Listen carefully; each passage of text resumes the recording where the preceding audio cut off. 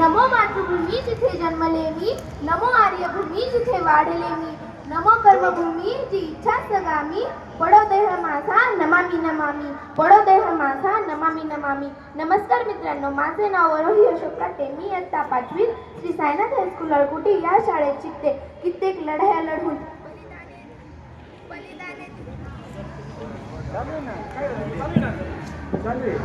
कित्येक लढाया लढून त्यांची आहुती वाहून शेवटी अखेरीस स्वातंत्र्य आपल्या पदरी पडले. स्वातंत्र्य या शब्दाचा अर्थ फक्त तोच व्यक्ती समजू शकतो की ज्याने पारतंत्र्य पाहिले असेल, गुलामगिरीत राहिला असेल. स्वातंत्र्याचे मूल्य शब्दात सांगता येणार नाही, एवढे मोठे आहे. आपण खूप नशीबवान आहोत, स्वतंत्र भारतात जन्मलो आहोत.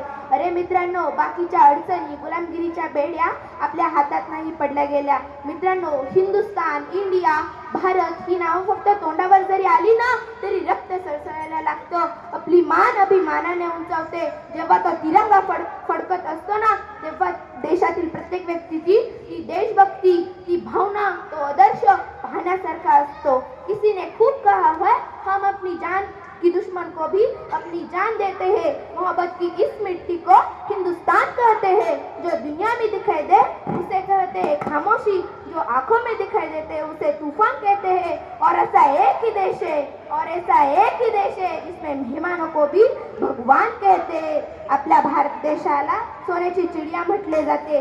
का बरं? आपल्या भारतासारखा शेती प्रधान, कृषी प्रधान, समृद्ध त्या काळी तरी दुसरा कोण नव्हता. हो, म्हणूनच इंग्रजांना भारतातून पावलं बाहेर टाकताना खूप त्रास झाला असावा. 1857 साली चालू असलेला स्वतंत्र संग्राम 15 ऑगस्ट 1947 ला शांत झाला. 26 जानेवारी 1950 ला आपला भारत देश प्रजासत्ताक झाला.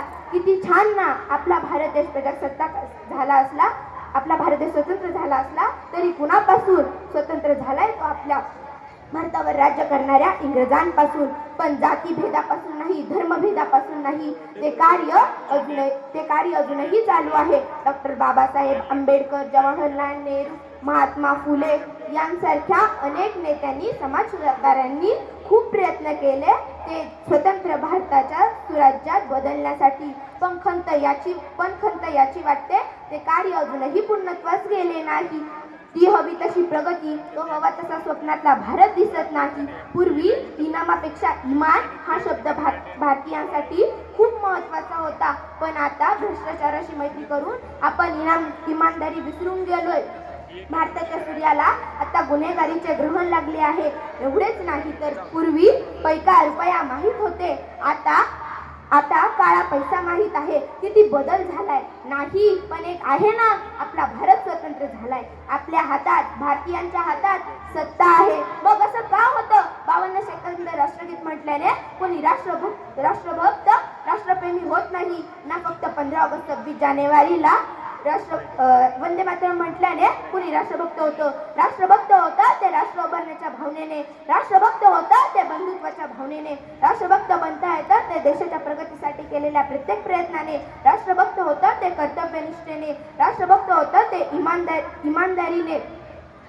जरा स्वतःला प्रश्न विचारा, आपल्यामध्ये ते गुण आहेत, आपण ते केलंय? आणि जर नसेल केलं तर आपण देशभक्त आहोत का? सांगा. हा प्रत्येकाला प्रश्न पडायलाच हवा. एक ते देशभक्त जे सरहद्दीवर लढतात, स्वतःच्या जीवाची पर्वा न करता देशाचे रक्षण करतात. एक ते देशभक्त जे महामारीच्या काळात कर्तव्यनिष्ठ राहतात. एक ते देशभक्त फक्त भारत गुलामगिरीत कोणत्याही जाळ्यात अडकू नये म्हणून सतत प्रयत्न करत असतात. आणि मित्रांनो, आपल्या सर्वांसोबत आपले भविष्य उज्ज्वल करण्यासाठी सतत प्रयत्न करणारे आपले शिक्षक हे देशभक्त आहेत. मग मित्रांनो, आपल्या याच्यात उल्लेख आला नाही. आपलं काय चुकतंय? आपण कुठं कमी पडतोय? यात आपल्या व्यक्तिमत्वावर जरा नजर टाकायला काय हरकत आहे? मग मित्रांनो, आपल्या मनातून देशभक्ती रुजवा, फुलवा. ज्या दिवशी तुम्ही या देशाची युवा पिढी सुज्ञ होईल त्या दिवशी आपला भारत देश प्रजासत्ताक होईल. एवढे बोलून मी माझे भाषण संपवते. धन्यवाद.